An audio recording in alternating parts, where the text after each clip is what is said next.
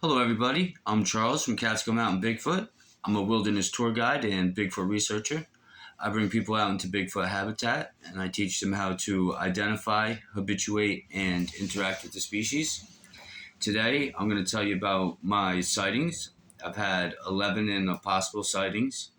The first sighting I've ever had was my possible.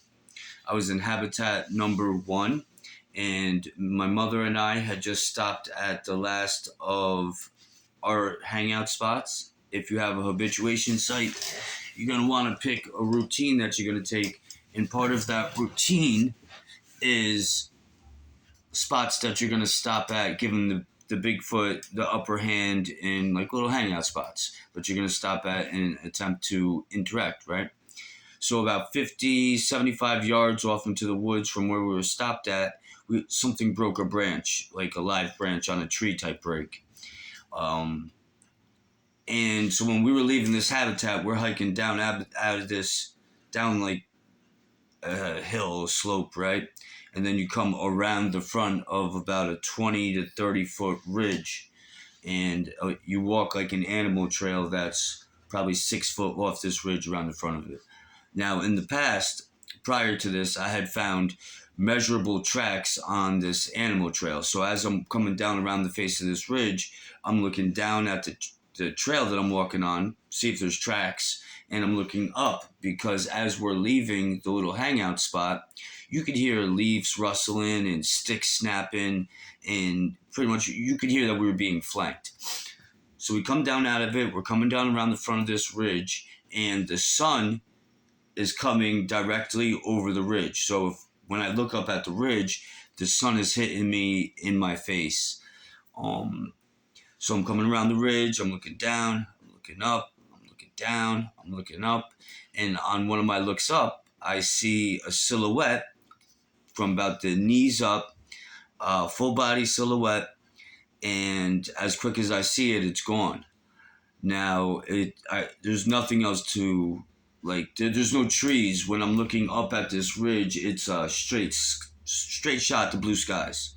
So I'm looking down, looking up, looking down. On a look up, I see a silhouette, and as quick as I see it, it's gone. So that's my possible sighting. It's hard to say. It was a shadow. There's no trees or nothing up there. There was nothing to mistake it with, but it's just hard to say. So that's my possible sighting. My first actual sighting where I really seen something was my first day at habitat number two. Uh, in the last podcast, I had told a story how I was walking down a quad trail and the Bigfoot ran up behind me a little bit and rammed a big old log, like maybe 6 to 8 feet long, about 6 inches, wide, um, right into the ground, 2 or 3 feet into the ground. So it's there to this day. I still can't pull it out.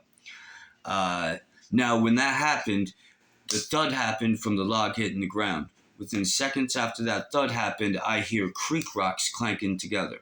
Now, if you ever walked in the creek and the rocks in the creek bed hit together, you'll know the sound that I'm talking about. And where I'm walking is the quad trail runs parallel with 100-foot ridge on one side to your left and the creek to your right. And you're running parallel with both of them. So now I hear the thud of the log, I hear the rock clank. So being that I heard the rocks clank together, now as I'm walking, I'm keeping my eye across on the far side of this creek.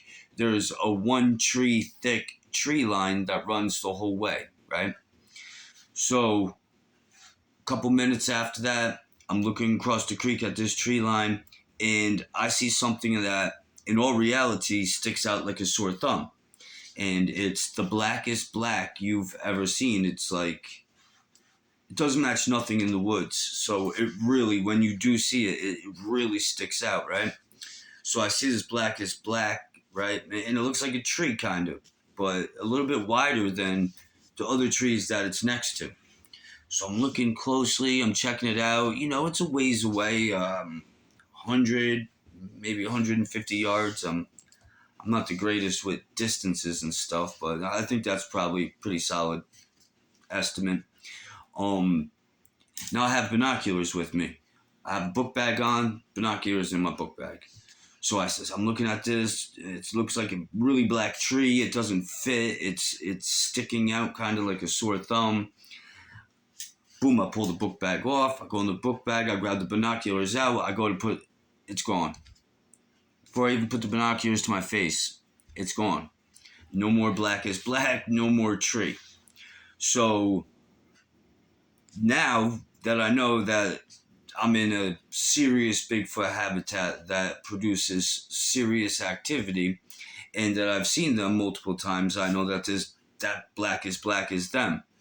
And so that's really my first sighting.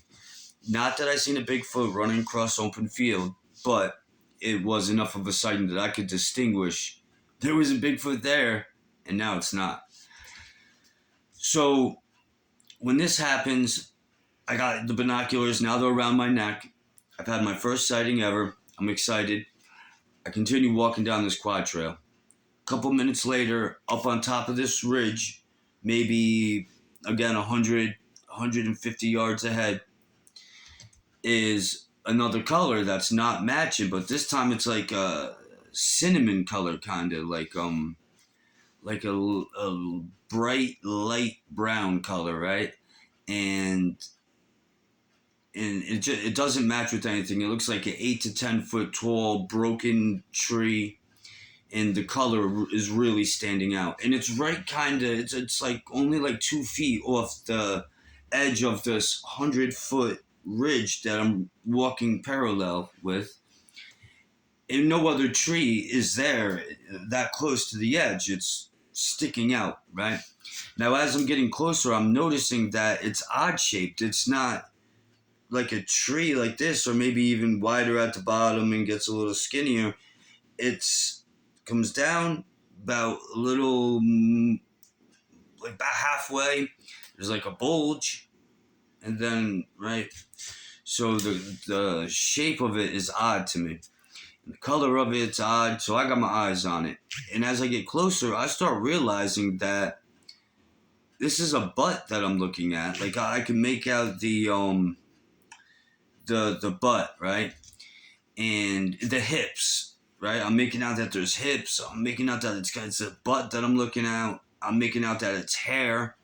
And once all this dawns on me, I go to grab my binoculars. I put the binoculars up. I forgot to spin, right? On the end of the binoculars, you got to spin them, and they kind of like open up, right? And now you could use them. So I grab the binoculars. I look up. I never spun them to open. Boom, boom. It's gone. Again, the tree is gone.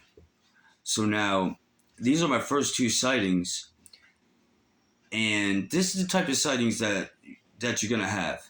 Me, I have multiple habituation sites that I research hard body. Like I'm constantly in there. These guys are constantly seeing me, and they're constantly interacting with me. So so this is incredible. Two sightings within like 10 minutes. The first time I went to this swamp spot, it's great. And in the swamp spot, habitat number 2 is right behind my house. It's walking distance. I get geared up and walk there. So now I've had my first two sightings, and I know that they hide in that tree line.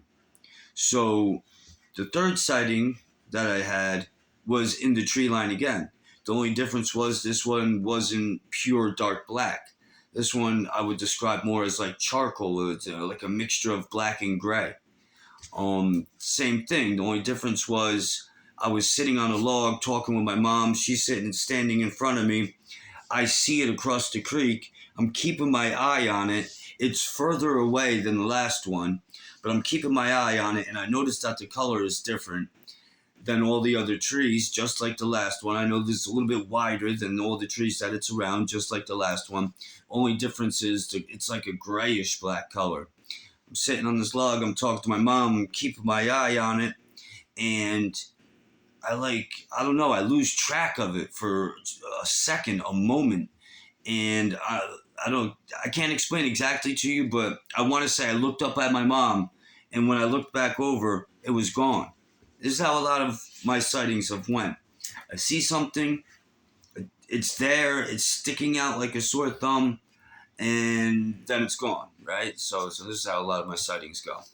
And it's the color of them that really distinguishes them from everything around them, because in the woods, as far as I'm concerned, you got gray, you got brown, you got green, right? And you got 100 different variations of those three in black, right? 3 or 4 colors. But you don't have hundreds of different colors. You understand where I'm coming from? If go outside and look at the trees, look at the woods, if you have them around your house.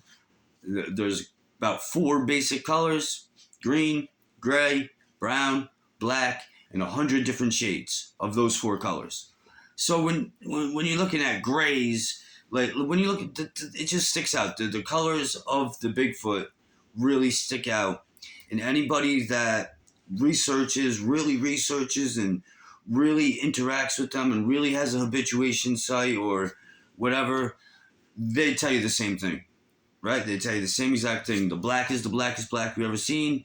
The grays, the browns, the light cinnamon tan colors, they all are very unique and they stick out from any other color in the woods. So now we're at sighting number 3, okay? Sighting number 4, me and my mother are walking down this Bigfoot trail. We just passed where the log stuffed into the ground. Now, about 50 to 75 yards past where you come in that log stuff in the ground, the trail goes like this and it goes up the ridge. But the ridge has turned into more like a hill now, a really steep hill. The trail goes and it goes up.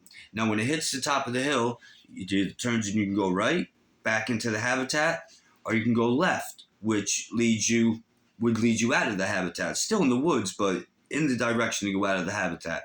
If you took a right, you're going back deep into the habitat. So now we're about 50 yards, maybe a little bit closer to where it goes up, and I'm noticing at the top of the path, there's a tree standing, and there's another tree that's down, right? Like this, in front of it. Pretty much right here, right? Right here, I'm seeing a black head. Undeniably, can't miss it, black head peeking out from from these 2 trees. So I say, Ma, look, this is one up at the top of the hill, peeking up over the log. And we see it, and I grab my camera, I take a couple pictures, I have the pictures. To some people, they might call it a blob squatch, but to an actual researcher, they'll tell you it's a Sasquatch. Anyhow, I take a couple pictures of it, and the problem is I had a 55 millimeter lens last summer, so every picture you see last summer is with a 55 millimeter lens, which is useless in this field, right? Now I have a 250 millimeter lens. I thought I was doing something special. Useless in this field. Anyhow, I take a couple pictures of it, and I tell my mom, Ma, look, up at the top of the hill. She sees it, take a couple pictures of it. We're walking, and now we're to the hill. We're start coming up the hill, and let me back up a little bit. When I take the pictures, it moves, and it goes from right. It's like right in the corner of the 2 trees. It stands up and moves behind the standing tree. So it stands up, peeks out the opposite side, right? And when it does, you see this much of its body, right? You see this much of it when it moves to the tree. Now we continue on, and we get to the bottom of the hill. We can't see it no more because of the angle that we're on, right? I tell my mom, I'm like, Mom, this is kind of creepy. We're walking up this hill, and this thing is like 15 feet off the top of the hill where the trail is. So anyhow, we get to about 10, 15 feet from the top of the hill, and like a 4-foot stick comes flying over the top of the hill. As the stick lands, you can hear it take like 8 steps. Right? It takes off running, and it like 8 steps. 1, 2, 3. Right? You could hear it. So my instinct is I start running towards it, like after it, right? I want a good picture. Uh, so my mom causes her to boogie after me, right? So we boogie up about the last 15 feet of up this hill. We get to the top and it kind of flattens out for about 20 feet. And then it goes up again about 20, 30 feet, steep hill. And then it flattens out again for a bunch. And there's a whole batch of woods back up there, right? And there's a rock wall at the top of it. The second, you get to the top, 20 feet, goes up again, and there's a rock wall, right? So I run and I get to the top, the 20 feet. I start coming up the next, right? I take like 2 steps to come up the next little incline, 30 foot. Another stick comes flying over, hits the ground. I'm boogieing up to the top. I get to the top, it's gone. When the other stick came, you could hear it run again. It took like another 8 to 10 steps. You could hear it running through the leaves. Not being slick, right? Not being quiet. It is outright booking away from us through the woods. And it threw 2 sticks, and it threw a second stick, like 10 steps. I boogie up this 30 feet incline, get to where the rock wall is. I got the camera. I can't see it. It's gone. So either one, it was doing its little disappearing act that they do, and it was there in that batch of woods, but I just couldn't see it. 2, the size of its steps, I don't really know how big it was per se. I think it was the juvenile one. It's about 6-7 feet tall. I got a really good picture of it in the past. If you go on my page and see it, it's like my best picture that I've gotten. It is kind of like brown and black. And that seems to be the one that follows me around the most, that I see the most. That and a gray one, right? I think they're the youngest, because the gray one I seen really good one day. I seen it like 50 feet from me, and I went back and measured it, and it was about 6 foot, 6.5 foot tall. So anyhow, so that is our 4th sighting, okay? My 5th sighting was in that same area at the bottom of that hill that we just went up. Instead of going left at the bottom of the hill towards the log jammed in the ground on the quad trail, I went right, which kind of goes like this down around, kind of goes down a little bit and around the last ridge, which is like 15, 20 feet tall. And then it runs right parallel with the creek, maybe 10 foot off the creek for a ways, right? So I went down, and I didn't go all the way around, but I'm like in that area. And I'm on the phone with an old buddy of mine, Donnie, and I'm telling him about the Bigfoot thing, and he wants to open up like an RC car track, and we're talking to each other about it. He has a property right near state land, huge batch of woods, and it's actually like a real popular area where Native Americans used to live. And anyhow, we're talking about this on the phone, and maybe 50 yards, 50 yards, something like that, in front of me on the creek bed, I could see a black head poking out, looking at me. And I tell my buddy Donnie, I'm like, you wouldn't believe this. Like, as we're speaking right now on the phone, I'm looking at a Bigfoot. And we're talking about it. It's looking at me. But I end up getting like creeped out.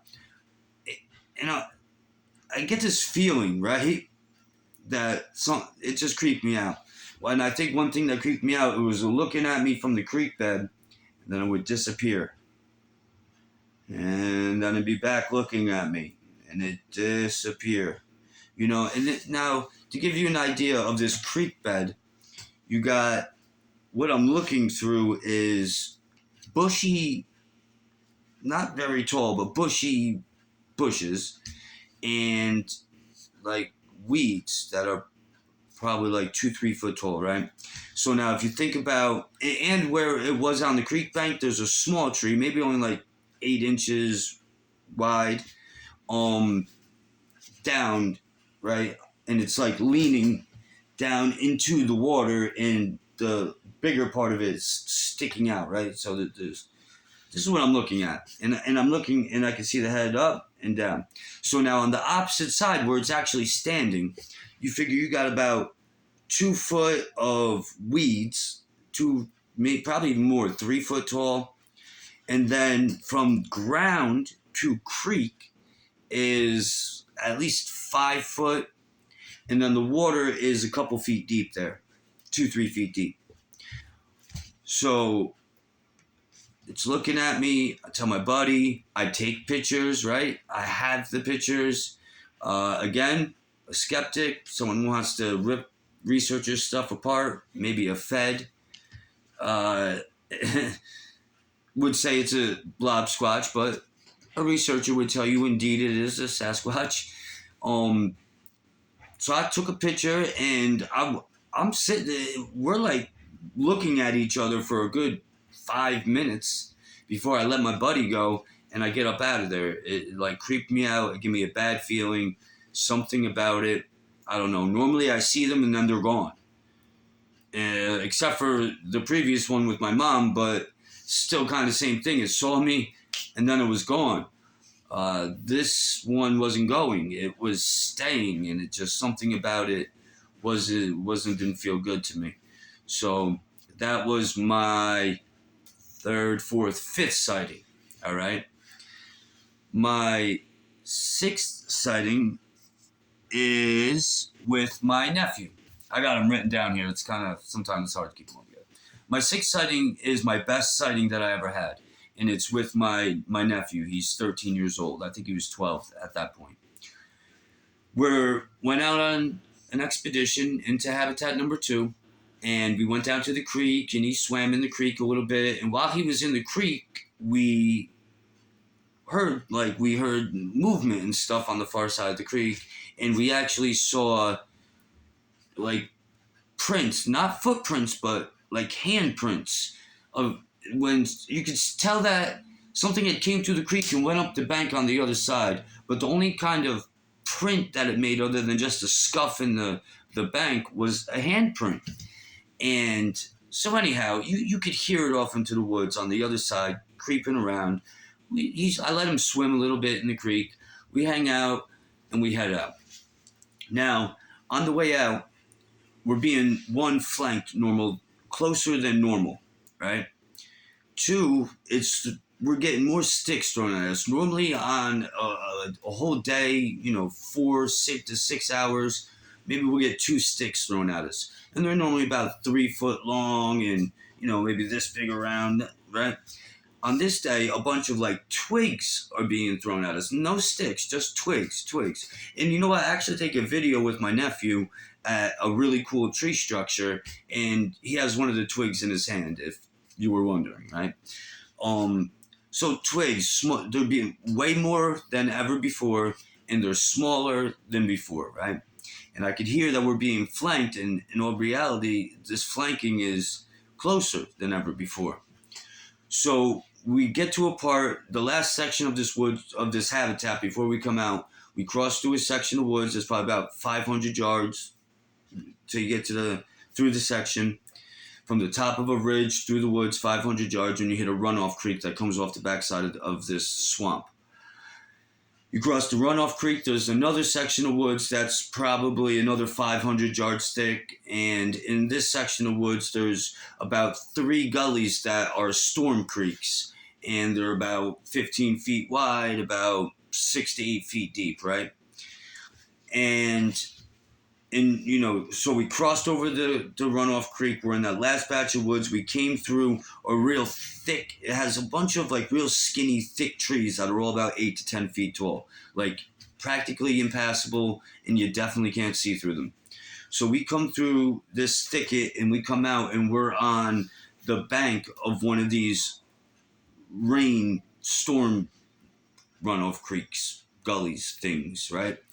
And 50 feet, like closest ever, I can see a gray Bigfoot hiding behind a tree, but it's not fitting. I can see the back of its head. I can see its shoulder, its elbow. I can see pretty much down into its thighs, right? I take a picture. I have the picture.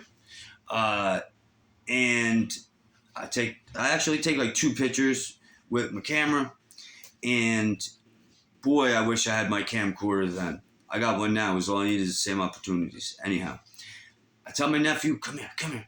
I show him, look, there's Bigfoot right there. He sees it. I tell him, stay right here.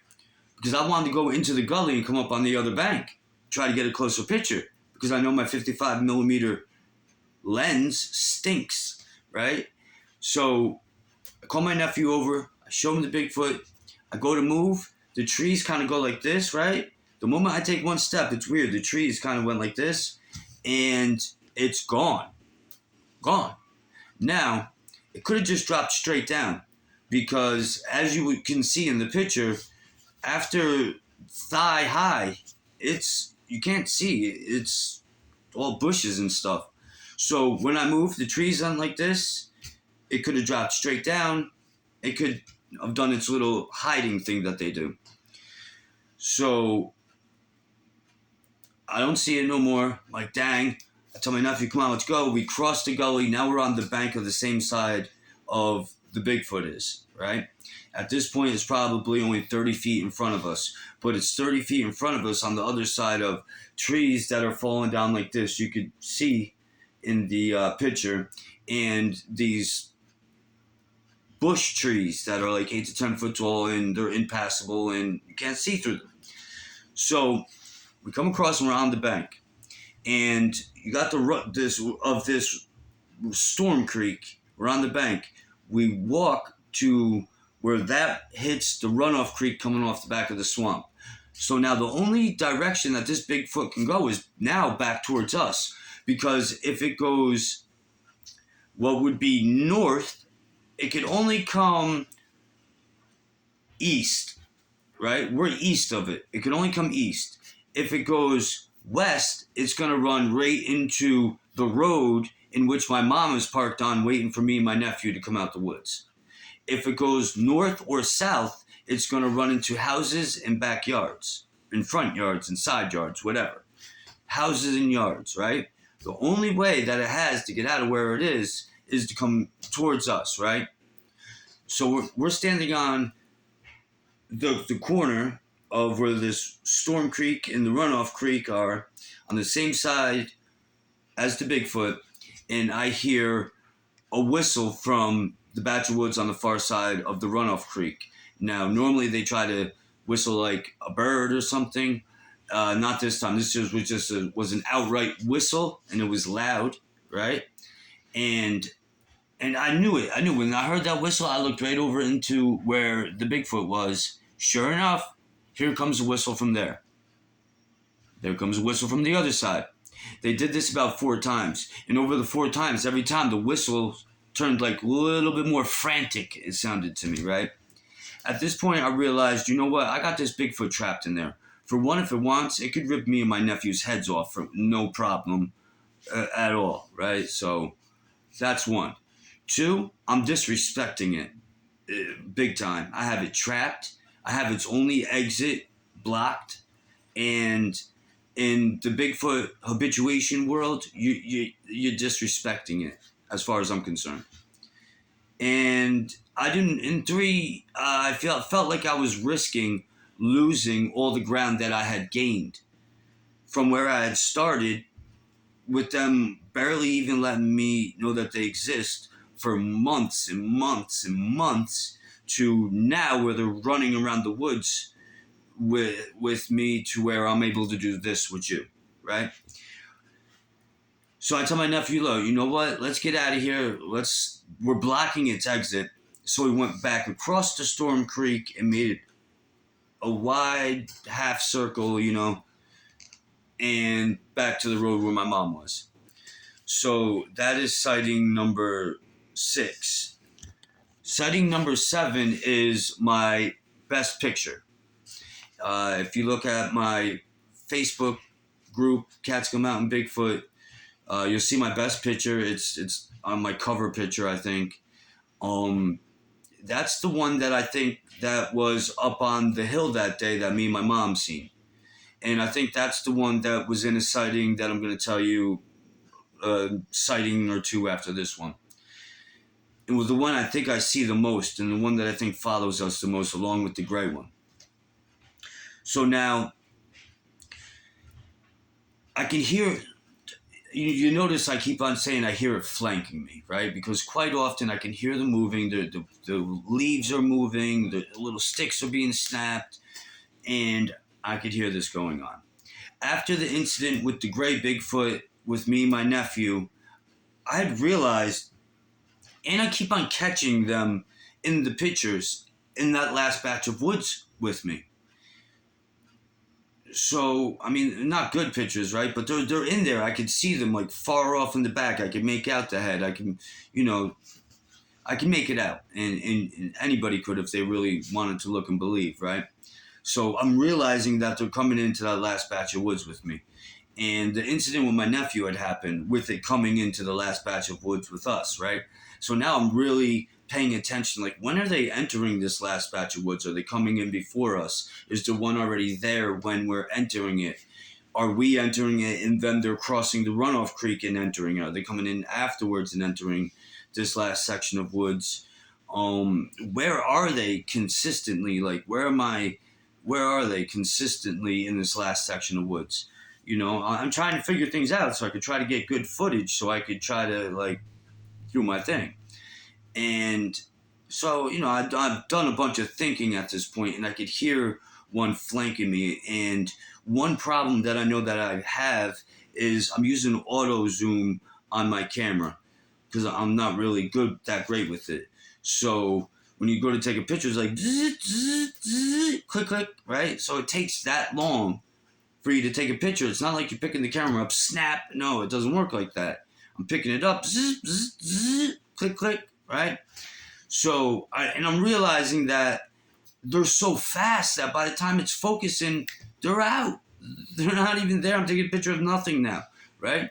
So this day, I go down in the little gully. I can hear it flanking me on the far side. You'll notice in the picture, I'm in the gully. I'm kind of in the gully, right? I come across the gully. When I hit the far side of the gully that I'm crossing, and like I'm about to come up the gully, so I'm thinking in the Bigfoot's mind, all right, he's crossing that gully. And his back is going to be to me the whole time while he's crossing that gully. So that would be a time that he would stick his head out and make himself or herself vulnerable to being captured on footage, right? So I go, when I'm about to come up the far side of this gully, right, I spin around and I balance myself against like the rocks and stuff of the bank of the gully.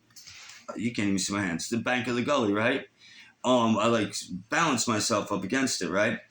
And I hit zoom before I even balance myself, so it's already focusing, right?